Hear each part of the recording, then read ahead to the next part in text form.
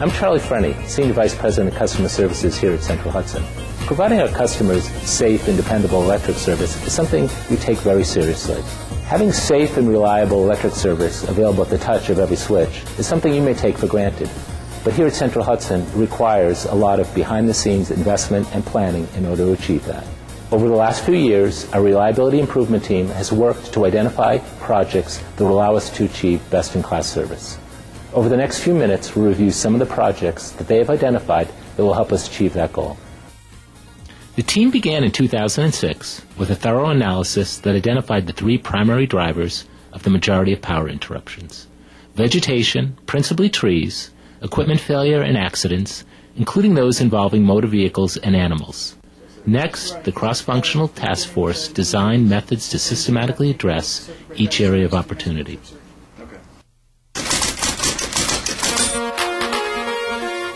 Trees cause more than half of all power interruptions. A consultant study revealed they're especially problematic here in the Hudson Valley. Our tree density is significantly higher than the majority of the U.S., and as a result, that becomes an issue for us relative to managing vegetation and recognizing that vegetation has a greater impact here at Central Hudson as compared to elsewhere in the country. New federal rules expanded the extent of trimming required along high-voltage transmission corridors. But the team recognized there was also room for improvement in the way we manage vegetation along our distribution lines, those lines that carry electricity along local roadways to bring power to homes and businesses. They focused on those electric circuits with the most outages and identified three areas of emphasis. We have our danger tree program, which we identify weak species, undesirable trees that threaten the public safety or facilities. We have the enhanced tree trimming program, which includes ground-to-sky clearing on all our main lines, our three-phase lines. And we have our routine trimming program, which is everything else, which includes our single-phase lines that feed residential areas or people's houses. Perhaps most importantly, it's a fundamental change in the way we're approaching tree trimming. For decades, historically, we've trimmed what we consider the box. The box was 10 foot on either side of the pole and 15 feet above the conductor. The problem with that over the years was ice and snow load. If you leave that overhang on top of the conductor, you still have the potential to have an outage. The majority of our outages are not what we consider grow-ins, trees that grow into the line. It's usually from above that affects the line. We're now investing $10 million a year into tree trimming, more than double what had been spent in the past. With that more effective approach that clears vegetation not just in the box surrounding the lines, but away from our facilities entirely. And that investment is paying off. The number of Central Hudson customers affected by outages caused by trees has been cut almost in half as a result of new trimming treatment. And in 2007, we surpassed targets set by New York State for both the number of customers affected by and the length of power outages in our service territory. So it's a significant increase in funding. But when we look at the analysis and compare spending dollars on infrastructure to achieve the same benefit, it really comes back to that trimming really is by and large, provides the biggest bang for the buck. We've done a balance and recognize that we need to invest in infrastructure, and we do, and we continue to invest a significant amount of dollars in infrastructure, but tree trimming is a critical component of achieving our reliability performance. While tree trimming and weather patterns played a critical role in the progress, additional projects initiated and completed by the Reliability Improvement Team also paid big dividends. Bolstering infrastructure and or replacing equipment before it has the opportunity to fail and interrupt a customer's electric service are key to improving the dependability of our system. Sometimes it's replacing a relatively simple piece of equipment, such as a cutout. More than 5,000 have been replaced, with plans to phase out 10,000 more in the next few years. Cutout is just a porcelain box. It's a small piece of equipment that holds a fuse that is protecting our overhead electric system. And the porcelain cutouts have been traditional. We've had them for 30, 40 years. Now, after finding that some of those have failed from moisture getting inside and freezing, and they've broken down and actually caused outages, we've had a program since 2002 to replace those cutouts, the porcelain cutouts, with polymer cutouts. At other times, it's a question of maximizing the performance of multi-million-dollar substations, which reduce voltage before sending electricity out to surrounding neighborhoods. Here, high-tech tools, such as thermal-vision cameras, are being used to increase the dependability of critical system components. We're using a lot of new technology, microprocessor relays, human-machine interfaces, and these are new devices that really improve the quality of our ability to sense faults, react to faults. It also provides us a lot of information to go back after the fact and determine, what really occurred. Did everything work correctly? Distribution engineers are charged not only with ensuring that everything works correctly, but also that there is enough electricity to meet customer demand. That commitment requires 4 to 5 major substation projects every year.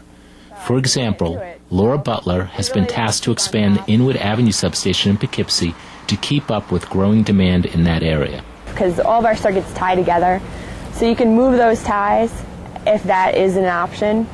But the problem with this area is the load has been just booming, and our ties are really maxed out. So we really had no choice but to expand the substation. But by expanding it, you get so many other plus sides to it, because now those circuits that we couldn't move those ties with, we can take load off of them and relieve that, or if there's other areas that are struggling, we can help those areas, and we can also split up how many customers are on each circuit, which helps our reliability also, because in the event of an outage, you're affecting less customers than you were before. Sometimes existing electric lines must be reconducted or have their wire replaced. 2 current examples illustrate the primary reasons for reconductoring. One involves a major transmission line where wire has reached the end of its useful life. The second, a local distribution circuit that must be upgraded to meet customer demand. The E transmission line carries high-voltage electricity between Pleasant Valley and eastern Dutchess County. A 2-year project is replacing 20 miles of 1920s-era electric lines. Well, this is what we call a radial line, and only goes in one direction. So it's important that we keep this line intact at all times. Otherwise, if we had an interruption on the line, it could take out a substation, and it would definitely affect the local area. It's an important job because it just keeps our infrastructure fresh, and it keeps it up to date, and keeps it dependable. Reconductoring is merely changing the wire. We've actually increased the size of it about threefold. So now we have new wire with untold capacity, and we should be good to go on this line for the next couple of generations to come. Meanwhile, along busy Route 17K in Newburgh, 70 new poles and 2 miles of wire are being installed to benefit future generations as well. We'll complete approximately 10 distribution capital construction upgrades like this one in a year, from a list of 50 such projects identified by the Reliability Improvement Team. Investments like these not only ensure that we can meet the demand in growing parts of our service territory, but also that the electricity we deliver meets the high standards required to power sensitive electronic equipment. A blip of power is just as bad as not having power, so being able to supply power without interruptions is very important to our customers. It's to keep up with the needs of our customers and make sure that during times of high heat in the summertime when we have big loads, to make sure we can serve the customer reliably. Passers-by a Market Street in the city of Poughkeepsie likely don't suspect that beneath their feet, an innovative research and development project is helping to improve the reliability of electric service in downtown areas where infrastructure runs underground. In the past, technicians needed to physically inspect that equipment to determine its condition. Prior to 2005, when we started the R&D program, the only way we had to monitor the health, if you want to say it in that manner, of the transformers was to physically go there, park the truck, and go through a laborious task of safeguarding the opening and going down there and taking a reading. Unfortunately, that practice there only gives one a snapshot, much like taking a picture. You only know what's there at the moment you're there. You don't know what preceded or obviously what's going to come after. But now, thanks to a computerized system that provides real-time data, engineers can continuously monitor equipment performance online. Voltage, current flow, switch operation, and other key data points now allow us to identify and correct potential problems long before they have the chance to interrupt service to customers. But the data is collected by these monitors. It's nothing but a black box. It's at each transformer. It's sent down the wires, the electric wires, back to a point that collects all the data, and then periodically that device will send it via a cell phone back to a computer. We're also embracing opportunities to automate aspects of our distribution system so that it can, in essence, heal itself. One example, automatic load transfer switches, which instantaneously reroute electricity to alternate circuits in the event that power is interrupted on the primary feed. Historically, when outages would have occurred on the system, we would send a crew out to manually restore customers. These new devices really are really a automated way to sense what's occurring on the system and allow customers to be restored, really without them even knowing things are going on. And it's really been a tremendous success. We've, with these systems that have been installed, about 200,000 fewer customer interruptions have resulted through their installation. I think that's a great success on use of technology. Then there's the third primary cause of interruptions, accidents. For those involving motor vehicles, we've taken a two-pronged approach. First, we've installed reflectors on poles to make them more visible at night. Secondly, we're working, when possible, to move poles further back from roadways in an effort to reduce incidents of damage. Animal contact with our facilities is also being addressed through the installation of mechanical devices that limit their potential to short sensitive electrical equipment. Despite our best efforts, emergencies and resulting power outages will occur. This is our System Operations and Dispatch Center.